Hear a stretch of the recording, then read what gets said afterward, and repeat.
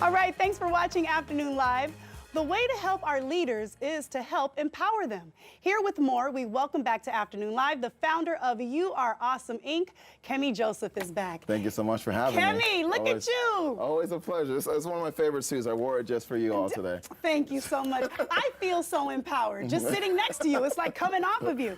So tell me about the You Are Awesome, Inc.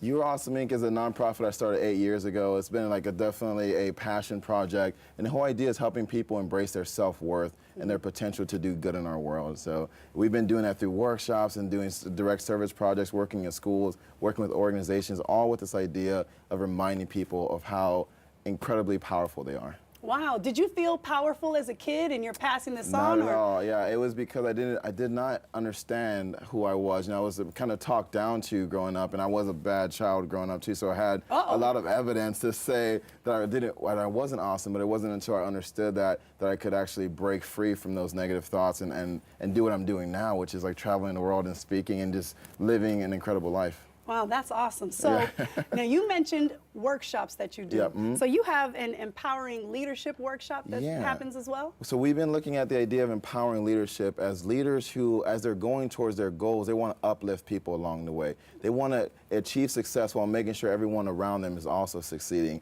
versus leaders who want to control everything and say, I'm only going to succeed and there's not enough for everyone to succeed, right? People those are leaders who are going to put people down. We want people who are actually going to empower folks.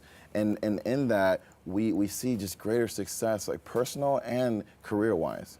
So there are different leadership styles, as you just mentioned, right?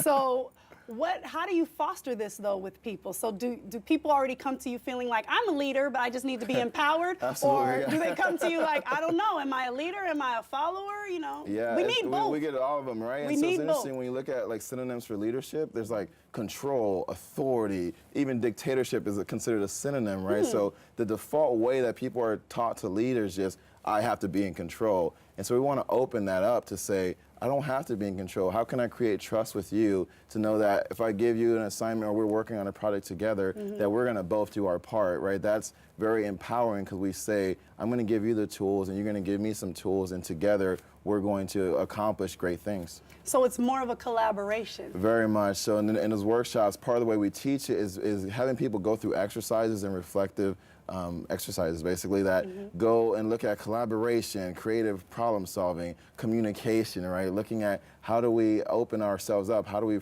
focus on authenticity, right? All these different leadership portions and making it more real and tangible for each individual. Well, it looks like it's not just talking about it. It looks like there's a lot of physical aspects to the workshops.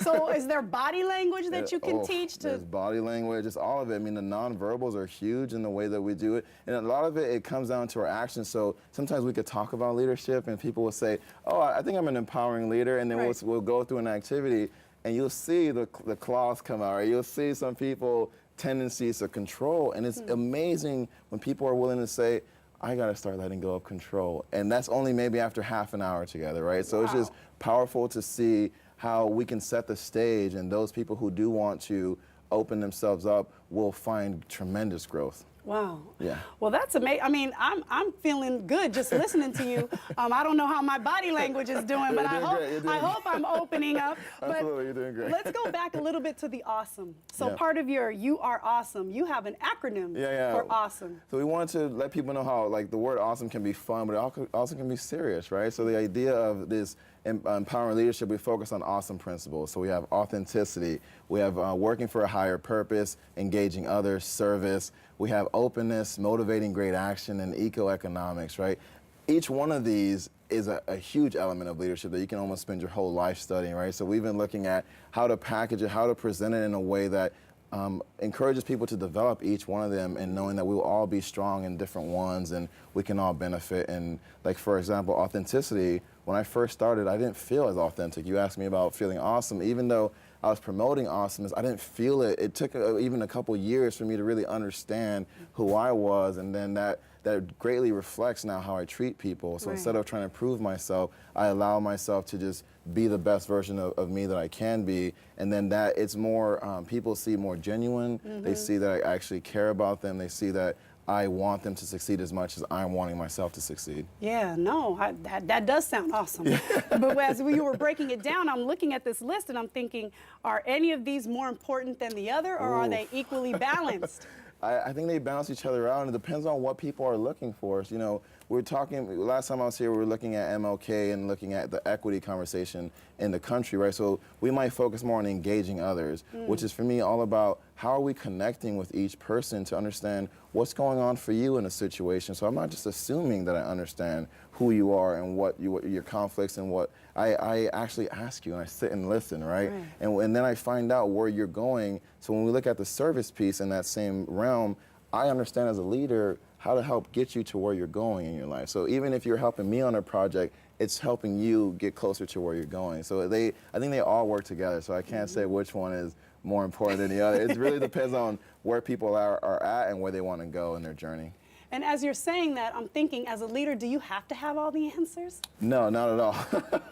And we don't. And then part of the workshop is great is that it's about creating experiences that open it up. And so people, that's why people bring up all different. We might do a bridge building activity, for example, and some people look at competition, some people look at resource management. It all shows up, but the activity is the same. People, depending on what their current state of mind is, will tell us a lot. And then we ask questions, and people let us know where they want to go and how insightful they are, which is, again, how awesome they are. Well, this is great. Thank you so much. Kemy, greatly appreciate it. We're going to have more information about Kemy and his organization for you on our website at katu.com.